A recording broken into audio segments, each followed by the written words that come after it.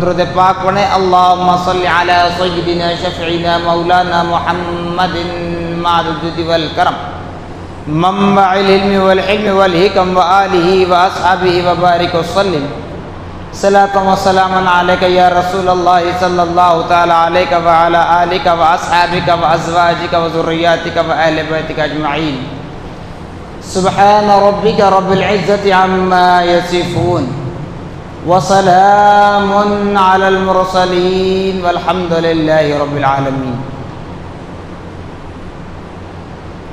معزز سامعین محترم، اللہ رب العزت نے ہمیں اپنے فضل و کرم سے رحم و کرم کا معاملہ فرماتے ہوئے رمضان المبارک جیسی عظیم نعمتیں حاصل کرنے کا موقع عنایت فرمایا۔ تو معزز سامعین محترم، اللہ رب العالمین کی دی ہوئی نعمتوں پر شکر بجا لانا یہ بندہ مومن کا کام ہے۔ اللہ پاک نے جو احکامات ہم پر لاگو کیے، لازم کیے، کہیں فرض کے ذریعے کہیں واجب کے ذریعے، تو ان تمام نامہ اعمال کو ان کو پیر خرید کر کے بیٹھو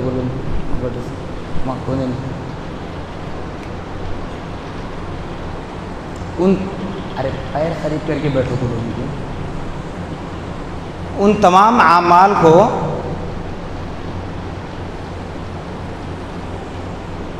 احکام شریعت محمدی میں رہ کر بجا لانا ضروری ہے۔ جیسے کہ روزہ بندہ مومن پر فرض کیا گیا تو واضح طور پر آپ کو یہ بتلایا گیا کہ اے بندو، روزہ صرف تم کو مصیبت میں رکھنا، بھوکا پیاسا رکھنا مقصد نہیں ہے، بلکہ روزہ تم سے پچھلے والوں پر بھی فرض تھا، اور تم پر بھی اس لیے فرض کیا گیا کہ تم متقی پرہیزگار بن جاؤ، عابد و زاہد بن جاؤ۔ دیکھیے سامعین محترم، اگر گفتگو کروں، ایسے تو آج چھٹی کا بھی دن ہے، لیکن چاہے رمضان ہو کہ غیر رمضان، جہاں نبی محمد الرسول اللہ صلی اللہ تعالی علیہ وسلم کی بات چھڑ جاتی ہے، اور میں نے برجستہ کہہ دیا جب بھی اسلام کا کوئی معاملہ ہو یا دنیا کے روز اول سے آج تک کسی اور کلچر کے اعتبار سے بھی ہم بات کریں تو وہ اسلام کا احسان ہے، خدا کی دین ہے، نبی کی رحمت ہے۔ بغیر وسیلہ نبی کے کوئی بات نہ مکمل ہوتی ہے، نہ کوئی کام مکمل ہوتا ہے، لیکن کیا کروں، مجبور ہوتا ہوں، وقت کو سمیٹنا چاہتا ہوں، پھر بھی بات مکمل ہونے نہیں پاتی۔ لیکن اتنا یاد رکھ لیں ضرور کہ جس وقت میرے نبی پاک صلی اللہ تعالی علیہ وسلم کو اللہ رب العالمین نے معراج کی رات فرش سے عرش پر بلوایا، ٹھیک ہے، تو وہاں جب نبی پاک صلی اللہ علیہ وسلم نے بنا حجابات کے، یعنی سارے حجابات اٹھائے گئے، خدا کا دیدار کیے، جنت کی سیر ہوئی، لوح محفوظ کو پڑھ لیا، تقدیر کو پڑھ لیا، تب میرے نبی کی آنکھوں سے آنسو بہنے لگے۔ سن لیجیے، اب کہتے ہیں نا مولانا من گڑھ بہت کہتے ہیں، من گڑھ میں نہیں کہتا، کوئی کہانی بنا کر پیش نہیں کرتا، الحمدللہ ثم الحمدللہ۔ آج تک صرف یہاں 11 سال نہیں بلکہ میری زندگی کے تقریباً 25 سال کی تاریخ گواہ ہے کہ من گڑھ کہانی کوئی پیش نہیں کیا۔ ہاں البتہ مثال کے لیے کوئی بات کہہ دیتا ہوں یا کوئی حکایت پیش کرتا ہوں۔ جو اہل سنت والجماعت روزہ بھی رکھتی ہے تو یہ اقرار ہے کہ روزہ بھی ہمیں نبی محمد الرسول اللہ کے نالین کے تصدق میں ملا ہے، قرآن نبی کے نالین کا صدقہ، نماز نبی کے نالین کا صدقہ، حج نبی کے نالین کا صدقہ۔ کیسے؟ جب میرے نبی نے لوح محفوظ پر تقدیر پڑھی، رب کی بارگاہ میں التجا کرنے لگے، کیا کہنے لگے؟ مولا مولا دیگر انبیاء کی امتوں کی عمروں کو جب میں دیکھ رہا ہوں تو 1000 سال تک ہے، 500 سال 600 سال 700 سال 800 سال 900 سال 1000 سال تک. اور میری امت کی عمر اتنی کم. جیسا کہ ہم نے آج سوشل میڈیا کے ذریعے اگر سنا تو 110 105 سال 115 سال شاید سنا ہوگا. اس کے آگے تو میں نے ابھی تک نہیں سنا. میڈیا کے اعتبار سے اگر ہم دیکھیں ہسٹری کے اعتبار سے تو 115 سال تک کوئی اس دنیا میں زندہ رہا اب تک اپڈیٹ جو ہوا ہے. لیکن ان امتوں میں 1000 سال کی عمر تھی. تو اللہ پاک کے حضور نبی پاک نے کیا فرمایا؟ مولا میرے بیٹیوں کی، میرے بیویوں کی، میری اولاد کی عمروں کو دراز فرما نہیں کہا، اور میرے خلفاء کی عمروں کو اتنی دراز فرما کہ قیامت کا سورج طلوع ہو جائے اور میرے خلفاء کی خلافت ختم ہونے نہ پائے. یہ نہیں مانگا، بلکہ نبی نے کہا مولا تیرا فرمان ہے کہ اے حبیب آج جس طریقے سے عرش اعلیٰ پر آپ کی تعظیم و تکریم ہو رہی ہے، کل میدان محشر میں بھی آپ کی امت کے ساتھ یہی معاملہ کیا جائے گا، بشرطے کہ آپ کی امت اعمال صالحہ کرے، ان درجات کو حاصل کر لے. مولا تیرا فرمان ہے تو اب میری امت ان سابقہ امتوں میں کیسے سبقت لے جائے گی، ان سے کیسے آگے بڑھ جائے گی. ارے جس کی عمر 100 سال اور اس کی عمر 1000 سال، 100 سال کی عبادت ایک پڑھنے میں، 1000 سال کی عبادت ایک پڑھنے میں تو بھاری کون سا ہوگا؟ کسی اعتبار سے بھی دیکھ لے تو 1000. اسی لیے یہ فقیر برجستہ کہتا ہے چاہے کوئی راضی ہو جائے ناراض ہو جائے پرواہ نہیں ہے. تو میرے رب نے فرمایا اے میرے حبیب یقیناً ان کی عمریں 1000 سال تک ہیں اور آپ کی امت کی عمر اس کا صرف 10% ہے. لیکن یاد رکھنا ہے میرے محبوب، اگر آپ کی امت اتنی کم عمر میں بھی ان اعمال کو پا کر، ان ایام کو پا کر، ان راتوں کو پا کر، ان دنوں کو پا کر حاصل کر کے اس کی تعظیم و تکریم کر لے تو 100 سال میں یہ جتنا ثواب کماتی ہے وہ 1000 سال کا ایک ایک لمحہ خالی چھوڑے بغیر بھی رضا الہی میں گزار دے تو آپ کی امت کے سامنے ہیچ ہے. یہ صدقہ ہے میرے نبی کا.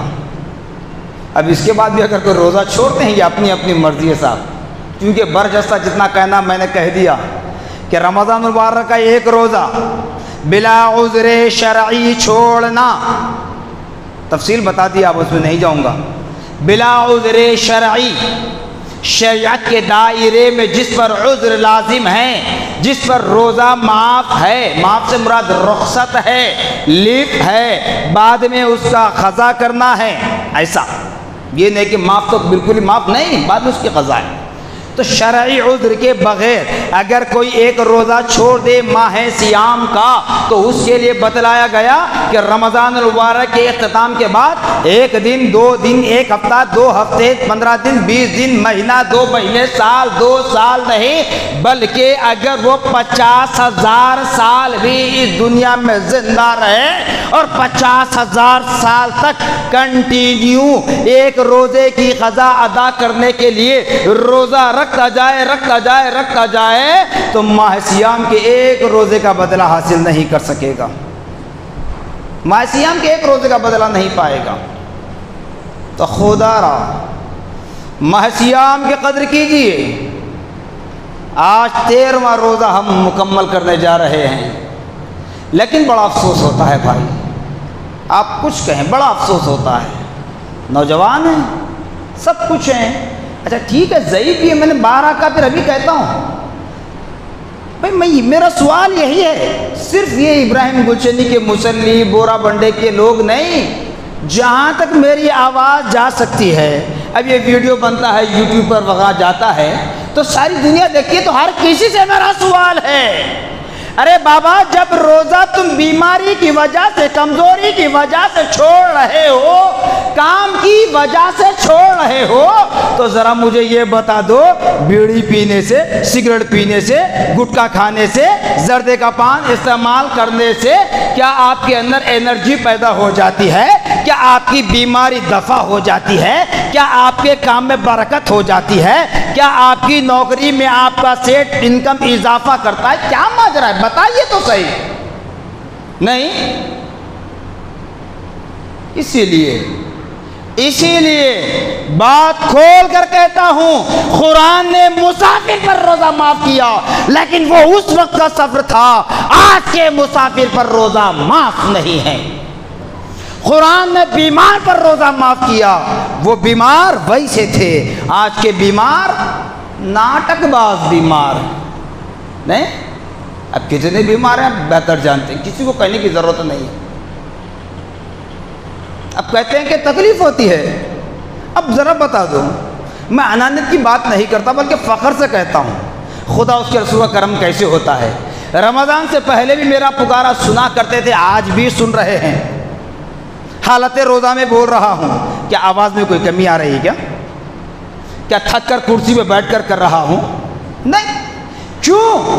ارے جو تم اخلاص کے ساتھ، خشوع و خضوع کے ساتھ اپنے رب کی رضا حاصل کرنے کے لیے اس کے کار خیر میں حصہ لو تو اللہ رب العالمین اپنی رحمت کی چادر میں تمہیں لے لے گا اور اپنی قدرت تمہیں ایسی عطا کرے گا جو اللہ والوں کے لیے اپنے انعام افغان بندوں کے جو رب نے فرمایا ہے۔ یہ بہانے بنا کر روزہ چھوڑ دیتے ہیں، مرضی ہے، وہ دیکھیں گے میدان محشر میں۔ اب جیسے کہتے ہیں نہیں، دیکھا جائے گا مرنے کے بعد، تو یاد رکھ لیں دیکھیں گے ہم بھی میدان محشر میں۔ کیوں؟ جنت کے 8 دروازے کھول دیے جا دیں گے، جنت کے 8 دروازے کھول دیے جائیں گے۔ درمیان میں ایک دروازہ ہے باب الریان، اس پر پابندی ہوگی، اس پر پابندی ہوگی۔ اپنے چند اعمال پہ اتراتے ہیں نا، لیکن باب الریان پر پابندی ہوگی۔ رک جاؤ، صرف روزہ دار، اونلی صائم، صرف روزہ دار اس دروازے سے جانا ہے، باقی تمہارے اعمال ہے ادھر جاؤ۔ وہ بھی راستہ جنت میں ہے، یہ بھی راستہ جنت میں ہے، لیکن جس طرح مکے کو فضیلت ہے اسی طرح مدینے کو فضیلت ہے۔ تو جہاں میرے نبی نے نماز پڑھی اس جگہ کی اہمیت ہے، لیکن مسجد نبوی کا جو قبلہ ہے، جو حجرہ عائشہ ہے، اس کو جو فضیلت ہے چاہے کہیں اور نہیں ہے۔ تو ایسے ہی یہ بھی جنت ہے، یہ دروازے بھی جنت میں لے جاتے ہیں، یہ دروازے بھی جنت میں لے جاتے ہیں، اور یہ باب الریان ہے، یہ بھی جنت میں لے جا رہا ہے۔ وہی نعمتیں ہیں، لیکن یہاں کے داخلے کا انتظام ہی کچھ اور ہوتا ہے۔ اس لیے کہا جاتا ہے بندے یہاں سے صرف روزہ دار جائے گا، ورنہ روزہ دار کا اختیار ہے، جس دروازے سے چاہے جنت میں داخل ہو جائے، لیکن یہ دروازہ خاص ہے روزہ دار کے لیے، یہ امتیاز ہے۔ اسی طرح آئیے زکوٰۃ کی بات کر لیتے ہیں۔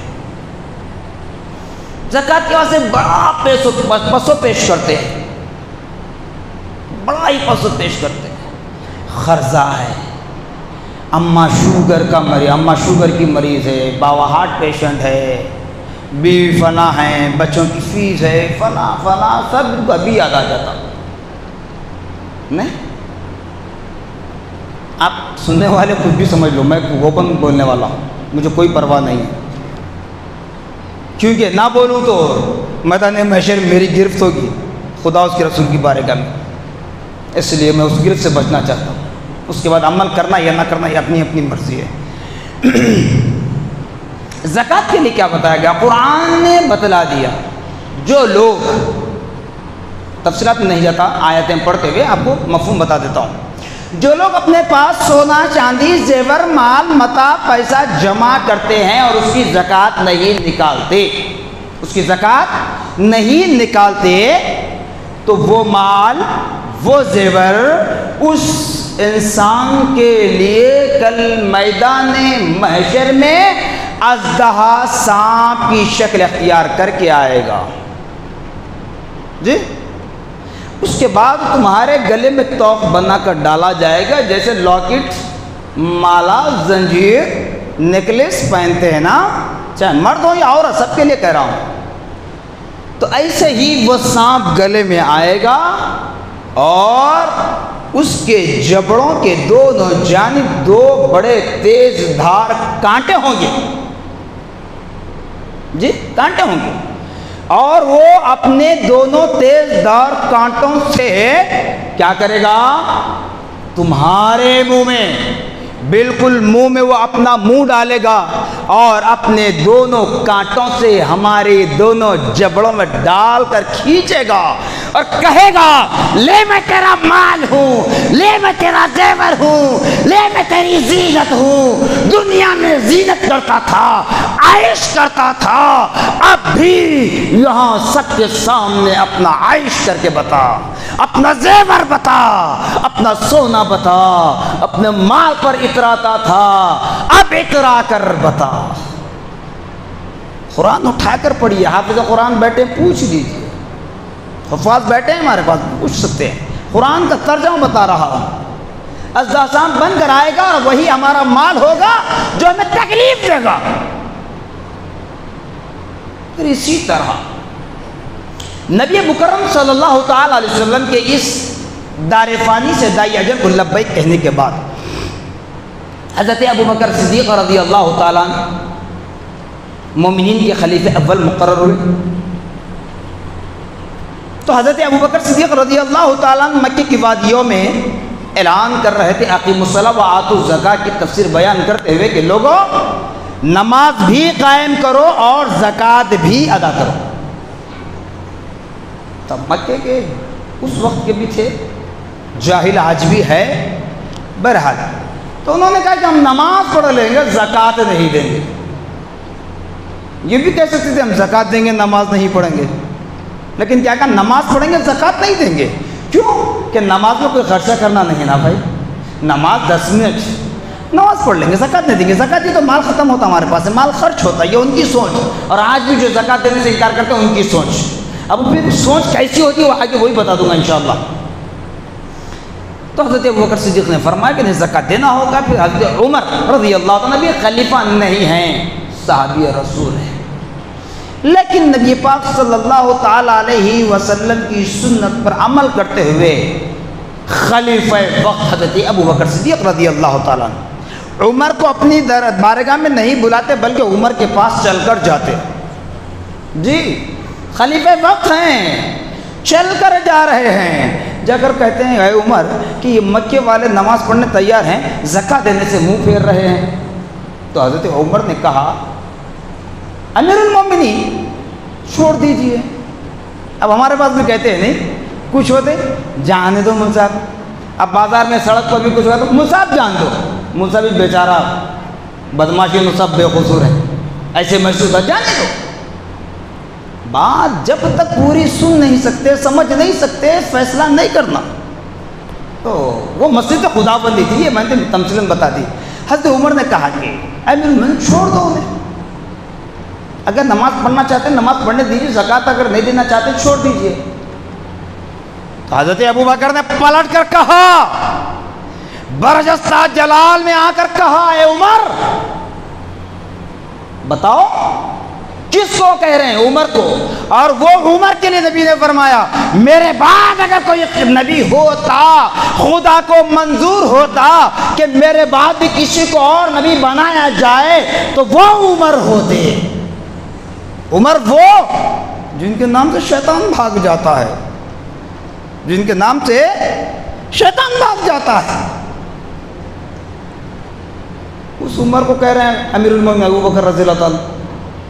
کیا کہہ رہے ہیں؟ اے عمر آج معلوم ہو گیا کہ تمہارے اندر کتنا ایمان ہے. اللہ اکبر. عمر کی ایمان کی توہین نہیں ہے، یہ جلال تھا ابو بکر کا، خدا کی مصلحت تھی. یعنی بتلانا مقصد یہی ہے کہ جب ابو بکر نے عمر ایسے جذبہ رکھنے والے عمر کو، ایسی رعب دبدگا طاقت رکھنے والے عمر کو، ایسے فولاد کو جب یہ بات کہہ سکتے ہیں تو نادانو تم اور ہم کس کھیت کی مولی ہے جو ان باتوں سے پیچھے ہٹ جائیں. ابو بکر نے کہا عمر یاد رکھ لو، جب تک ابن قحافہ کے اندر جان ہے، جب تک یہ عصا ابن قحافہ کے ساتھ دے گی، لکڑی ٹیک کر چلا کرتے تھے تو لکڑی کو اشارہ کر کے بتایا کہ لکڑی جب تک ابن قحافہ کا ساتھ دے گی، یہ ابن قحافہ پیچھے نہیں ہٹے گا، ان مکے والوں سے نماز بھی پڑھوائے گا اور زکوٰۃ بھی وصول کرے گا، چونکہ بیت المال کی امانت ہے، بیواؤں کی امانت ہے، یتیموں یسیروں کی امانت ہے، محتاجوں لاچاروں مجبوروں مسکینوں کی امانت ہے، بے سہارا مجبوروں کی امانت ہے۔ کہا کہ لوگوں مجھے اور کچھ نہیں چاہیے، میں نے اس کے اندر کوئی اضافہ نہیں کیا، ایکسٹرا نہیں کیا، اگر تم میرے نبی کی حیات میں بکری کا بچہ دیتے تھے تو مجھے بکری کا بچہ چاہیے، رسی کا ٹکڑا دیتے تھے تو اسی رسی کا ٹکڑا چاہیے، مگر میں چھوڑنے والا نہیں ہوں، ہر مومن کو زکوٰۃ ادا کرنی ہے، اتنی سختی کے ساتھ۔ یعنی اس کا مطلب اگر اس وقت خلیفہ اول حضرت ابو بکر صدیق رضی اللہ تعالیٰ وہاں نرمی اختیار کر لیتے تو آج جتنی زکوٰۃ نکل رہی ہے اس کا آدھا بھی نہیں نکلتا، اس کا آدھا بھی نہیں ہوتا۔ یہ ساری مسجد خداوندی ہے، اس کو سمجھنا چاہیے۔ تو بہرحال زکوٰۃ ادا کرنے والوں کے لیے بھی خوشخبری قرآن کے ذریعے بتائی جاتی ہے، لَإِن شَكَرْتُمْ لَأَزِيدَنَّكُمْ، کہ لوگوں جب تم اپنے رب کی نعمتوں پر شکر بجا لاؤ تو میں تمہاری نعمتوں میں اور بھی اضافہ کروں گا، وَلَئِن كَفَرْتُمْ إِنَّ عَذَابِي لَشَدِيدٌ، اگر تم میری نعمتوں کا انکار کر بیٹھو تو پھر میدان محشر کا انتظار کرنا، وہاں میرا عذاب بڑی سختی کے ساتھ پکڑنے والا ہے، طرح طرح کے عذابات ہوں گے۔ تمہیں اعلان کر رہا ہوں، خبردار کر رہا ہوں، ہر چیز سے آگاہ کر رہا ہوں، سنبھل جاؤ، سدھر جاؤ، اپنے آپ کو سنوار لو۔ صرف جھوٹ غیبت ان چیزوں سے ہی بچنا نہیں ہے، جب مال کی باری آتی ہے تو زکوٰۃ میں سے مال میں سے زکوٰۃ بھی دینا ہے۔ کتنی زکوٰۃ دینا ہے بھائی، کتنی دینا ہے بتائیے مجھے؟ 2.5 2.5%، یعنی 100 روپیے اگر آپ کے جیب میں ہیں ₹2.50 اونلی، 2 روپیہ اٹھنے۔ اب بتائیے 2 روپیہ اٹھنے میں کیا آ رہا ہے میرے بھائی؟ زردے کی پوڑی بھی نہیں آ رہی، عام طور پر چلن وہی اس لیے کہہ رہا ہوں۔ اگر چلو بچوں کے ساتھ سے اگر بات کروں تو چاکلیٹ ڈیری ملک بھی نہیں آ رہا، چھوٹا ڈیری ملک بھی 5 روپے ہے، نہیں اتنا سا ڈیری ملک بھی 5 روپے میں ہے۔ تو اللہ تعالیٰ اسلام کیا فرما رہا، رسول اللہ کیا فرما رہے ہیں؟ اپنے مال کا 40واں حصہ 2.5 100 روپیے ہیں تو 2 روپیے اٹھنے آپ کو زکوٰۃ دینا ہے۔ اب اس میں پس و پیش کرتے ہیں، سوچتے ہیں مال کم ہو جاتا، بابا اس مال کو دیکھ رہے ہیں اس وقت کم ہو جاتا، بڑھتا کتنا بعد میں وہ نہیں دیکھ رہے ہیں، اس وقت کی کمی کو دیکھ رہے ہیں، لیکن بعد میں اگر وہی مال چوری ہو جائے تو اس وقت کیا کرو گے؟ شارٹ سرکٹ ہو جاتا اس وقت کیا کرو گے؟ جی دکان ہے، مکان ہے، بینک ہے، لوٹ جاتا ہے، فلاں ہوتا، اس وقت کیا کرو گے؟ سر پٹکنے پر بھی واپس نہیں آتا۔ ارے زکوٰۃ دو، مال کی حفاظت ہوتی ہے، زکوٰۃ دو، مال پاک ہوتا ہے، زکوٰۃ دو، مال میں اضافہ ہوتا ہے۔ یہ بات بھی یاد رکھ لیں، زکوٰۃ ادا کرنے کے بعد بھی اگر چوری ہو جائے، زکوٰۃ ہونے کے بعد بھی نقصان ہو جائے، زکوٰۃ ادا کرنے کے بعد بھی غربت آ جائے تو یہ اللہ کا اور بھی عظیم امتحان ہے، اس میں کامیاب ہونا ہے، کیونکہ کسی کو کچھ دے کر آزماتا ہے، کسی کو کچھ نہ دے کر آزماتا ہے، تو کسی کو دینے کے بعد چھین کر بھی آزماتا ہے۔ یہ اللہ کے امتحان ہے، اس پر کامیاب ہونے کی کوشش کریں۔ تب اس کی مثال اب زکوٰۃ کی بتا دوں کہ پیسے میں اتنا سوچتے ہیں کہ پیسہ کم ہوتا ہے، کم ہوتا ہے۔ رمضان کا موسم ہے، موسم بھی گرما کا ہے، ٹھنڈک محسوس کرنے کے لیے افطار کے موقع پر فروٹس لاتے ہیں، نہیں فروٹ لاتے ہیں نا اپنے اپنے گھر۔ ایک ہی پھل کی بات کرتا ہوں، تربوز۔ 5 کلو کا تربوز آپ نے لیا، چھلکا سمیت کھاؤ گے؟ ہے کوئی چھلکا سمیت کھانے والا بندہ؟ کوئی نہیں کھاتا۔ اب چھلکا نکالیں گے تو 5 کلو تربوز میں سے کتنا چھلکا نکل رہا ہے؟ کبھی دیکھا آپ نے؟ کم سے کم منیمم 20% تو جاتا ہے نا، یعنی 1 کلو وزن اس کا گھٹ جاتا ہے۔ آپ نے خریدا کیسا؟ چھلکے کے ساتھ۔ یہ کہا کہ چھلکا کم ہو جائے تو اس کے پیسے کم کر کے دوں گا؟ نہیں، لا لیے اس کو، خریدا آپ نے چھلکا سمیت، لا لیے، لانے کے بعد چھلکے کو نکالا، اندر کا مغز کھانا چاہتے ہیں؟ نہیں۔ تو اگر بنا چھلکے کے اگر چھل کر کوئی بیچنے والا بندہ جیسے ایڈورٹائز کے لیے رکھتے ہیں نا، ویسا پورا تربوز اگر رکھ دے، یہ ٹائم چھل کر رکھ دے، شام کو ہم لینے جائیں تو کیا لیں گے؟ ہم نہیں لیں گے۔ کیوں نہیں لیں گے؟ اس پر مکھیاں بیٹھیں گی، بازار میں روڈ پر ہے، سڑک پر ہے، گرد و غبار پڑتی ہے، وہ خراب ہو جاتا ہے، کھانے کے بعد کچھ بیماریاں ہو سکتی ہیں، کچھ بھی ہو سکتی ہے، XYZ نہیں۔ بغیر چھلکے کا لیتے نہیں، وہ بغیر چھلکے کا بیچتا نہیں۔ جب چھلکا سمیت خرید کر لاتے ہیں، پیسہ دے کر لا کر 20% کچرا پھینکتے ہیں، اس وقت تکلیف نہیں ہوتی۔ اس وقت تو تکلیف ہونا نا میرے بھائی، اس وقت بھی تو تکلیف ہونا چاہیے۔ اگر 20 روپے کلو تربوز ہے، 5 کلو کا تربوز 100 روپے میں آ رہا ہے، تو 20 روپے آپ کے کچرے میں جا رہے ہیں، اس وقت بھی سوچئے نا۔ یا پھر یوں سوچ کر بیٹھ جائے کہ آج سے میں تربوز ہی نہیں لاؤں گا، یا آج سے ایسا فروٹ نہیں لاؤں گا جس میں کچرا چلے جائے اور میرے پیسے ضائع ہو جائیں۔ ہے کوئی ایسا فروٹ؟ بہت کم ملتا ہے، تمام کے تمام چھلکے والے ہوتے ہیں۔ تو 100 روپے میں 20 روپے کا کچرا جا رہا ہے، وہاں کوئی تکلیف نہیں ہوتی، کیونکہ وہاں پیٹ خود کا بھر رہا ہے، خود کا شوق ہو رہا ہے، خود کو سکون مل رہا ہے، خود کو راحت مل رہی ہے۔ ارے زکوٰۃ وہ جو خدا راضی ہوتا ہے، رسول اللہ راضی ہوتے ہیں، زکوٰۃ وہ بندوں کے حق بھی ادا ہوتے ہیں، اللہ کا حق بھی ادا ہوتا ہے، واجب بھی ادا ہوتا ہے، فرض بھی ادا ہوتا ہے، مال بھی پاک ہوتا ہے، مال میں برکت بھی ہوتی ہے، مال کی حفاظت بھی ہوتی ہے، مال بھی تمہارے لیے جائز ہوتا ہے، اور جس کو تم زکوٰۃ دیتے ہو وہ بھی تمہارے لیے دعا کرتا ہے۔ اور اللہ رب العالمین فرماتا ہے، اے بندے، تو نے میری نعمتوں پر شکر بجا لاتے ہوئے اپنے مال میں پوری زکوٰۃ ادا کر دی، لے میں تیری نعمتوں میں اور بھی اتنا اضافہ کرتا جا رہا ہوں۔ کتنے فائدے ہیں اس زکوٰۃ کو 2.5% کے لیے، جہاں 100 روپے کے تربوز میں 20 روپے کا کچرا پھینکنے کے لیے تیار ہیں، لیکن زکوٰۃ مال کا مائل ہے، اس میں سے 2 روپیہ ہٹنے خرچ کرنے کو ہم سوچتے ہیں۔ تو بھلا یاد رکھ لو، آج ہم جو مار کھا رہے ہیں وجہ یہی ہے۔ کیوں؟ اللہ کی نافرمانی بھی ہو رہی ہے، بندوں کا حق مارا جا رہا ہے، چونکہ پڑوس محلہ اپنی جگہ ہے، سگے بھائی بہنوں کی مدد کرنا بھی آج بڑا دشوار مسئلہ بن چکا ہے۔ بعض گھر ایسے بھی ہیں جہاں سب کچھ کیا جاتا پھر بھی بے ایمانی ہوتی ہے۔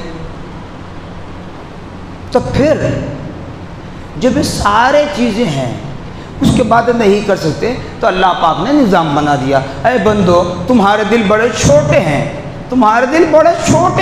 تمہاری نیتیں بڑی چھوٹی ہیں، تم تو اس طرح خیرات نہیں کر سکتے، تم میں سے ہر کوئی خیرات نہیں کر سکتا، بعض کرتے ہیں بعض نہیں کرتے، تو ٹھیک ہے، ایک موقع سال میں ایک مرتبہ میرے نام پر، میرے فرض پر، یعنی میرے فرض کرنے پر، عبادت کے نام پر زکوٰۃ ادا کر دو، تاکہ میرے بندوں کے حقوق ادا ہو جائیں، جن کو میں مفلس بنایا ہوں، جن کو میں محتاج بنایا ہوں، جو تمہارے گھر آ کر کام کرتے ہیں، تمہاری کمپنیوں میں، کارخانوں میں کام کرتے ہیں، فلاں کرتے ہیں۔ تو لہذا سامعین محترم، زکوٰۃ کو حتی الامکان ادا کرنے کی کوشش کریں اور پوری زکوٰۃ نکالیں، پوری زکوٰۃ نکالیں۔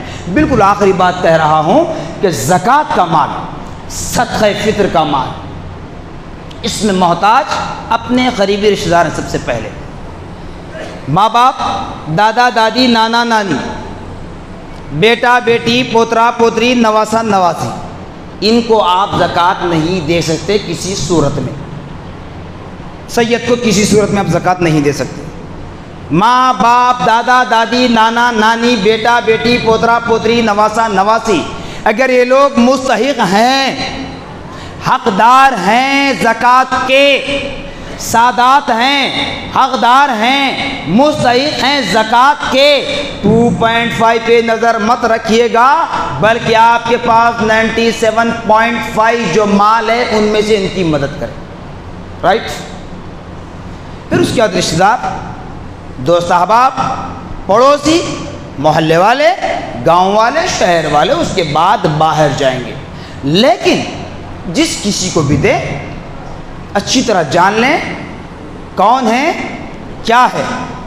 اب بعض ہیں دن بھر کام کرتے، رات میں ٹانک، ارے بھائی اس کی بچے ہیں، بچیاں ہیں، دے رہے ہیں، تو وہ اور بھی الکسی ہو جاتا ہے، ہوتا ہے نا، کیونکہ اب اس بیوی جاتی ہے، کام کرتی ہے، لاتی ہے، آپ سب مل کے اس زکوٰۃ جمع کرتے ہیں، اب اس کا شوہر اور بھی الکسی ہو جاتا ہے، اور بھی پینے لگ جاتا ہے، تو یا تو اس کی پینے کی عادت چھڑائیں یا ایسے لوگوں کو زکوٰۃ نہ دیں، کیونکہ نہیں تو پھر اس کے پینے میں آپ بھی برابر کے شریک ہو جائیں گے، ٹھیک ہے۔ اسی طرح زکوٰۃ اور صدقہ فطر کا مال بولنا ہے تو یہاں آ کر بولیے، بڑی خواہش آپ کو بولیں گے، آئیے تشریف لائیے، اللہ کے گھر کا ادب ہے، ادب سے بیٹھیے، خدا کے واسطے نہیں سننا ہے باہر جائیے۔ زکوٰۃ کا مال، صدقہ فطر کا مال عبادت، یہ مال جو تمہاری گلی کوچوں میں، گھروں کے سامنے، دکانوں کے سامنے، بنڈیوں میں، رکشوں میں پونگے لگا کر آ رہے ہیں نا، لاچار ہے، مجبور ہے، لنگڑے ہے، للے ہے، ان کو آپ بالکل زکوٰۃ مت دیجیے گا خدا کے واسطے، بالکل مت دیجیے۔ پہلی بات تو آپ کوئی کنفرمیشن نہیں ہے کہ یہ مسلمان بھی ہیں یا نہیں، دوسری چیز یہ یہاں سے پیسہ وصول کرتے ہیں زکوٰۃ کے نام پر، وہاں انٹرسٹ کا کاروبار چلتا ہے، مٹی کا کاروبار چلتا ہے، کئی ایسی چیزیں، صرف یہ سوشل میڈیا نہیں بلکہ میں نے اپنی آنکھوں سے دیکھا ہے، اگر کوئی دیکھنا بھی چاہتا ہے تو چلیے میرے ساتھ بتا دیتا ہوں آپ کو، 2-3 جگہ میں نے یہ چیز دیکھی ہے، گلی گلی پھر کر جمع کرتے ہیں، وہاں ان کا ایک کاروبار ہوتا ہے، تو لہٰذا ایسے لوگوں کو خطان نہ دے، اور غیر قوم کو بھی ہماری زکوٰۃ کا مال نہیں دینا ہے، کیونکہ زکوٰۃ مال کا میل ہے ضرور، لیکن مومن کا ہے تو مومن ہی حقدار ہے، غیر مومن حقدار نہیں ہو سکتا۔ اس کے بعد اگر سمجھ میں نہ آئے تو پھر سب سے بہترین جگہ مدارس، جہاں حاصل ہو، بچوں کے قیام و طعام کا انتظام ہو، وہاں آپ اپنی زکوٰۃ کو دیں، جہاں کوئی فیس نہیں لی جاتی۔ اب مدارس کی بات کریں تو کھل کر کہتا ہوں، اور صرف کہنا نہیں ہے بلکہ ساری تلنگانہ کی عوام کیا بلکہ دنیا جانتی ہے، جامع نظامیہ جو 150 سال مکمل کر چکا ہے وہ صحیح مصرف ہے آپ کے زکوٰۃ کا، صدقات کا، وہاں آپ دیں تاکہ آپ کی زکوٰۃ پوری ہو جائے۔ اسی لیے میرے آقا صلی اللہ علیہ وسلم نے فرمایا جب کسی کو تم اپنی زکوٰۃ کا مال دو تو زکوٰۃ کا مال دینے کے بعد شکریہ ادا کرو۔ ہم کیا سمجھتے ہیں، ہم غریب کو مال بھی دیں اپنا، اس کو تونگر بھی بنائیں، مستحکم بھی کریں، ہم شکریہ بولنا، وہ ہمارا شکریہ ادا کرنا، ہم کیوں شکریہ بولیں گے؟